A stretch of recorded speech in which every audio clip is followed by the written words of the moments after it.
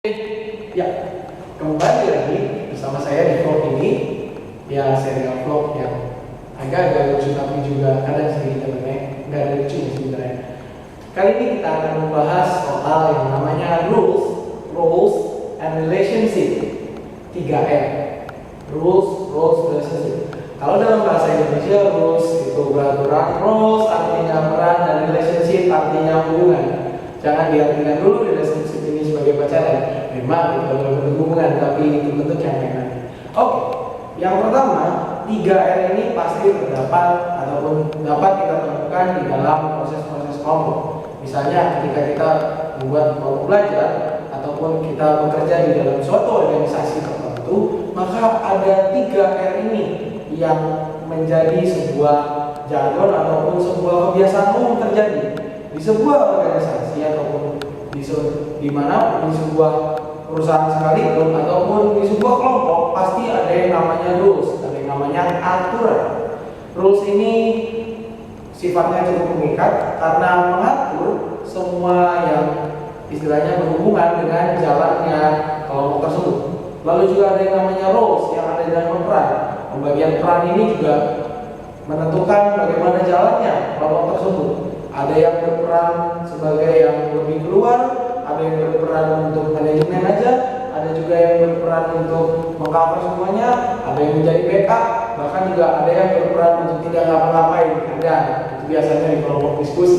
Atau kalau misalnya di perusahaan, ada yang direkturnya, ada yang bawahannya, ada yang atasannya, ada yang supervisor, ada yang CEO lah, ada owner dan teman-temannya.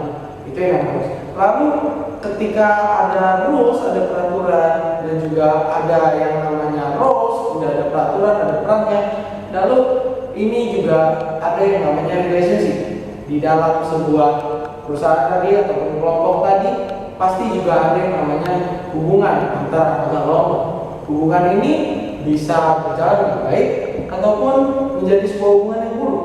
Karena kalau hubungannya relationship yang berjalan dengan buruk, bisa saja peraturan-peraturannya tidak diterapkan dengan baik ataupun pembagian perannya tidak sesuai dengan kapasitas orang-orang yang menjadi anggota di kelompok tersebut. Makanya hubungannya menjadi kurang baik. Kalau hubungannya baik, mungkin saja segala sesuatunya telah terjadi dengan baik sebelumnya. Misalnya peraturannya dilakukan dengan baik, ada reward dan punishment yang jelas. Lalu juga pembagian perannya semua sesuai dengan kapasitas masing-masing anggota yang ini. Makanya istilahnya 3R ini adalah sesuatu yang sangat berhubungan satu dengan yang lain, dan juga 3R inilah yang mempengaruhi dengan banyak jalannya suatu kelompok ataupun suatu baik itu kelompok kecil maupun kelompok besar. Kira-kira itulah yang bisa saya jelaskan pada hari ini, pada video ini. Silahkan di like ataupun di follow ataupun di subscribe video ini. Kalau misalnya suka ya silahkan di like, kalau tidak suka ya nggak usah ditonton juga.